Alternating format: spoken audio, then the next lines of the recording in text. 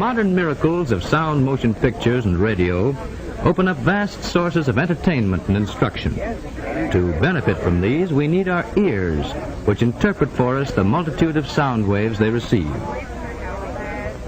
Now, if you will lend me your ears while watching this picture on the screen, I will tell you about these invisible waves and how our ears are able to convert them into sound.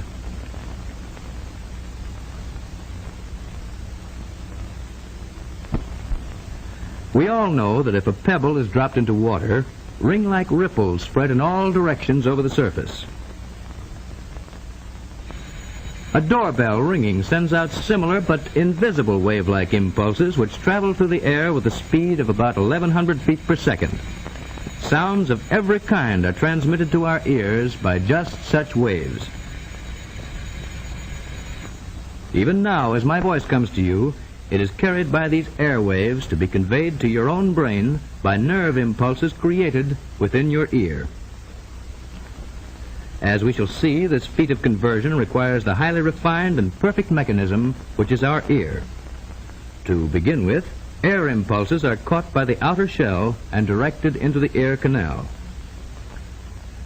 Now let us look into this canal by using a specially designed instrument like this otoscope, which is used by physicians when examining our ears.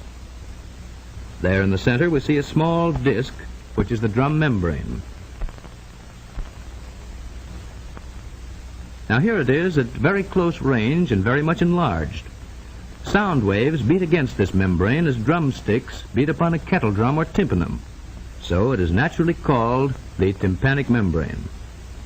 It lies a little more than an inch from the outer opening and completely shuts off the eardrum from the ear canal, just as a drumhead completely covers a drum.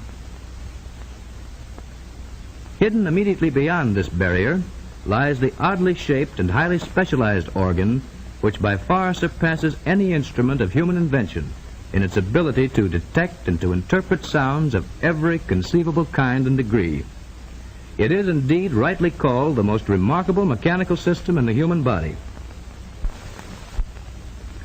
And now let us examine the general position of this apparatus when seen from the front. Here is the ear canal and the more internal parts which have an outlet into the throat. The Eustachian tube. This important connecting passage opens just above the tonsil. Like other important sense organs, the ear lies close to the brain. All sound waves entering the ear are converted into nerve impulses. These impulses are conveyed to the brain by the auditory nerve, the shortest path to the auditory center, which controls the organ and where sound perception or hearing is located.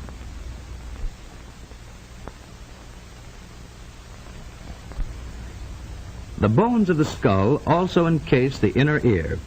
Here we can see it occupying a group of intricate hollows and channels. These are safely protected within the hardest portion of the temporal bone. This portion is actually the hardest bony structure in the whole body. Now let us greatly enlarge the picture of one ear so that we may examine its construction and its parts in greater detail in this sectional view. The ear is divided into three parts. First, the external or outer ear, consisting of the shell or pinna, and the auditory canal or meatus. These and many of the parts that are to follow have been given their names because they resemble familiar objects. Now second, the middle ear or eardrum, also called the tympanum, consisting of the drum membrane, already compared to a drumhead, and the drum cavity. This is shut away from the outer ear by the drum membrane, but communicates with the throat by means of the Eustachian tube, already mentioned. The most striking feature of the middle ear are these three tiny but delicately fashioned bones. They're called the ear bones, or ossicles.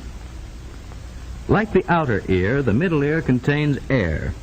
It is the purpose of the Eustachian tube to equalize the air pressure on both sides of the drum membrane, to prevent its being injured by violent noises or changes in air pressure.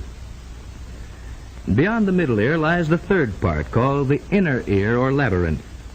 Unlike the outer and the middle ear, this part is filled with a liquid instead of air, and contains the delicate apparatus which transforms sound waves into nerve impulses.